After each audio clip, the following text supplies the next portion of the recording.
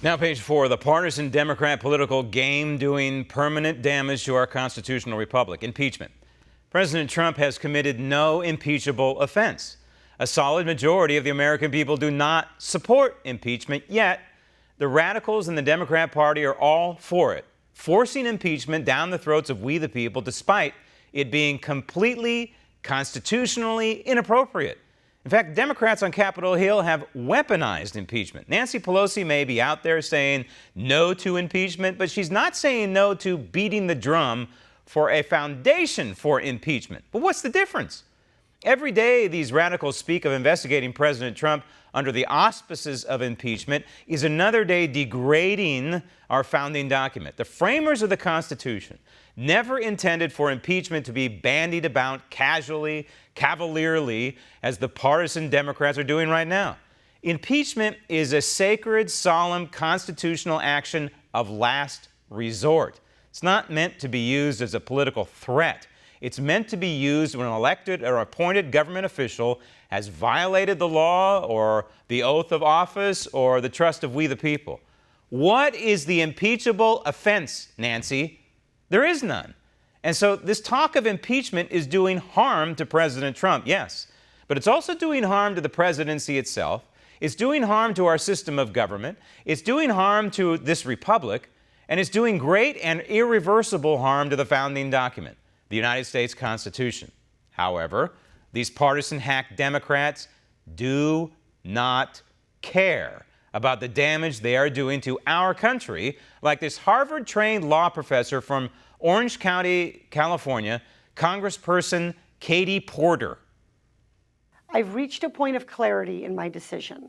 Congress must continue the work of Special Counsel Mueller. Stop tape. See, this is not only unconstitutional, but this is exactly what Robert Mueller wanted. I don't care if Robert Mueller is a registered Republican. He's probably a registered never-Trumper. I don't know. But the guy wrote a 450-page novel, some sort of baseline for these Democrats to now act upon the 45th president of the United States. That wasn't his job. And so now we have these buffoons like this woman from Orange County, California, saying we have to pick up where Robert Mueller left off. It's like he left this breadcrumb trail for people like her to start swooping up and continuing attacking the 45th president of the United States. That wasn't his charter, first of all. And second of all, it's a complete and total violation of the Constitution and separation of powers. Why? Why? Because Robert Mueller worked for the executive branch. Robert Mueller didn't work for this buffoon and Nancy Pelosi and all the other Democrat buffoons in the Article I branch. In other words, Robert Mueller falls under Article II, and his report falls under Article II. And remember, the Attorney General didn't have to make one iota of that report public. And also remember, Robert Mueller didn't have to come up with 450 pages. He could have come up with a one-page summary. He could have come up with a verbal report for the AG and say, hey, you know what?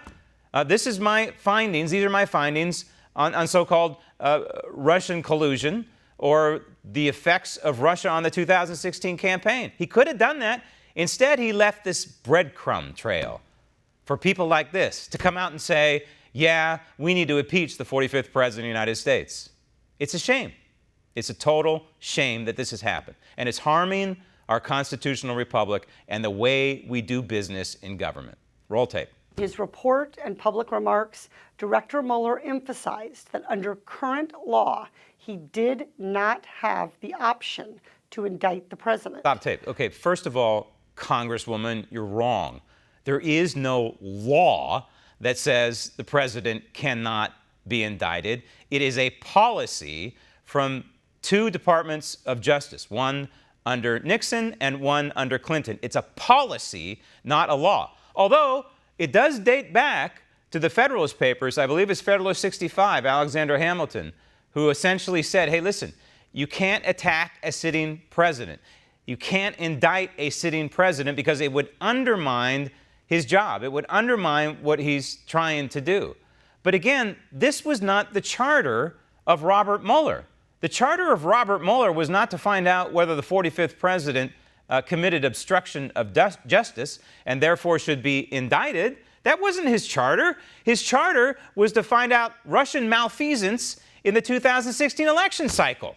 But somehow Rod Rosenstein, I guess, gave him blanket authority to swerve into, quote, obstruction of justice. Want to see more videos like this? Click on the link below and subscribe to One America News on YouTube, and call your cable provider and kindly demand that One America News is added to your lineup. Call and subscribe today.